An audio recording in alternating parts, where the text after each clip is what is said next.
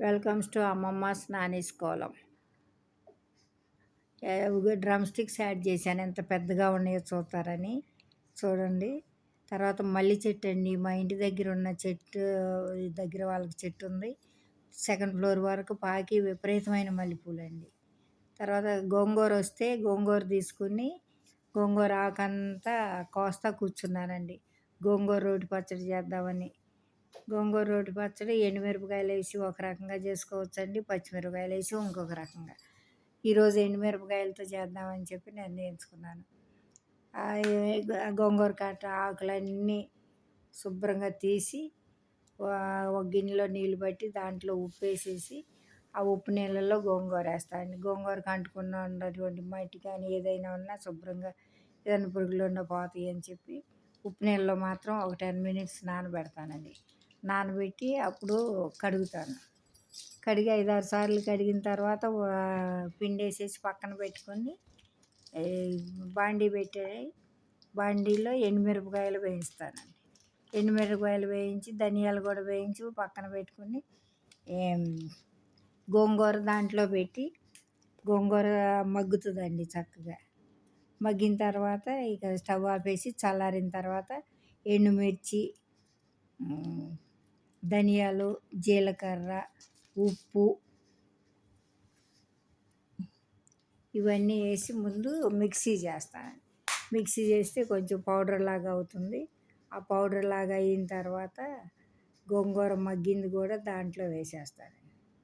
వేసి మెత్తగా చేసేస్తాను. ఈరోజు రోట్లో చేద్దాం అనుకున్నా కానండి ఈ ఎండలకు ఏమో అమ్మో ఇంకా అసలుకి రోడ్డు దగ్గర కూర్చుని ఇవన్నీ చేయటం కూడా మిక్సీలోనే చేశాను. అదే మిక్సీలోనే చేసి ఆ రకంగా అది ఉంది. ఎండుమిర్చి, ధనియాలు, జీలకర్ర,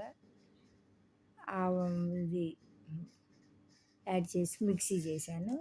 మెత్తగా అయిపోయింది. తర్వాత గోంగూర కూడా వేసానండి దాంట్లో. గోంగూర కూడా వేసి మెత్తగా అయిపోయిన తర్వాత మిక్సీలో వేసినప్పుడు మెత్తగా ఎలా ఉందో ఒకసారి అలా చూపిస్తున్నానండి. లైటింగ్ లేదు అక్కడ చూడండి. వేసిన తర్వాత అప్పుడు గోంగూర వేసానండి. గోంగూర వేస్తే అదిగోండి ఇలా మెత్తగా వచ్చింది. ఆ మెత్తగా అయిన తర్వాత తాలింపు పెట్టానండి.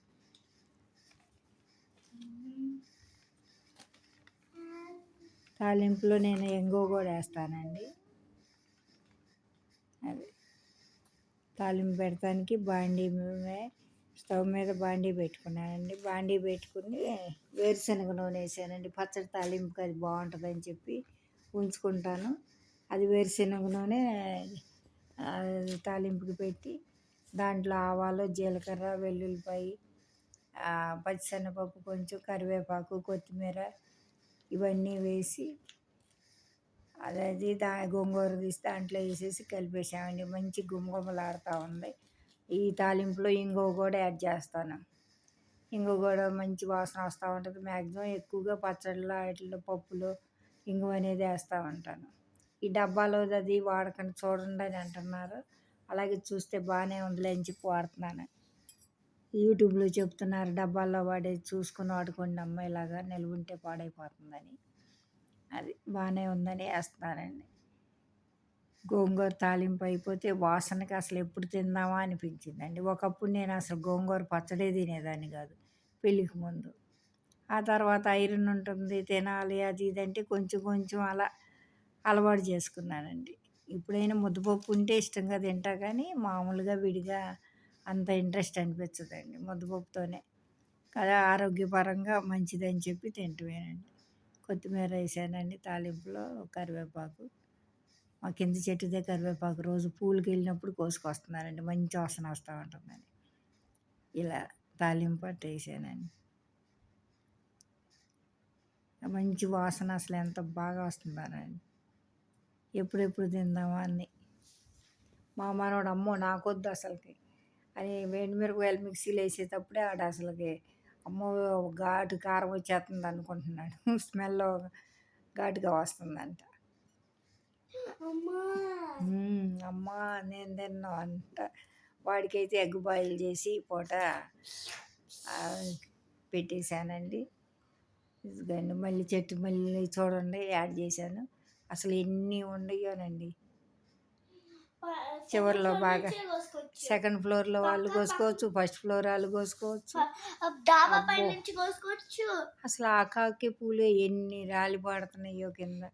కోసుకునే ఆ అమ్మాయి ఏమన్నా జాబ్ చేస్తది. ఇన్ని కొంచెం కోసుకుంటదేమో. దాని పక్కన జామ చెట్టు, మామిడి చెట్టు ఉన్నాయంట. ఈరోజు అసలు పొద్దున్న దగ్గరికెళ్ళి చూద్దామని చెప్పి ఎళ్ళి కొన్ని కింద మొగ్గలు కొంచెం కోసుకొచ్చాను. దేవుడికైనా పెట్టొచ్చులే అని చెప్పి. అంత బాగా పూస్తుందండి. ఎవరో స్టేటస్‌లో పెట్టేవాళ్ళు ఏలూరోళ్ళు, మా వారి ఫ్రెండోళ్ళు. ఆళ్ళు పందిరి చెట్టు పైకెళ్ళి కింది అలాగే మొగ్గలు ఇలాగే సేమ్ ఇలాగే కనిపించాయి. అబ్బా! ఎంత బాగా పూస్తున్నాయో అనుకున్నా. మేము కాకినాడలో ఉండంగా కూడా ఒక ఇంట్లో ఉంటే వాడ్రే వీరలక్ష్మి గారి ఇంట్లో ఆళ్ళకి కూడా నుయ్యి దగ్గరండి గుండుమల్లి మొక్క ఉండేది. అసలు 10 లీటర్స్ కుక్కర్ అక్కడ పెట్టి కోస్తే మధ్యాహ్నం ఆ కుక్కర్ నిండిపోయేదండి పూలు. సరిపోకుండా అన్నట్టుండేది. అన్నీ పూసేది. అంత పెద్ద గిన్నె అప్పట్లో కొత్త కాపురాలు కదండీ! అదే 10 లీటర్ల కుక్కరే పెద్ద గిన్నెగా ఉండేది. ఇక ఈరోజు పూజ అండి. పూజ పిక్ యాడ్ చేశాను చూస్తారని చెప్పి. చూడండి. చివర్లో యాడ్ చేశాలండి. మొదట్లో పెట్టలేదు ఈరోజు.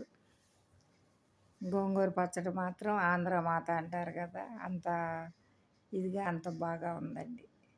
సాయంత్రం నేను డిన్నర్‌లోకి గోంగూర పచ్చడి వేసుకొని పప్పు, ఆకుకూర ఉదయం చేసింది ఉన్నాయి. చుక్కకూర అది పెట్టుకొని తిన్నాను. జత్విక్ నాన్నకేమో గుడ్డు, లోకి పొటాటో కర్రీ కలిపి పెట్టానండి. అన్నట్టు మర్చిపోయానండి. ఈరోజు 10థ్ క్లాస్ రిజల్ట్స్ వచ్చినాయి సీబీఎస్ఈ వాళ్ళయి.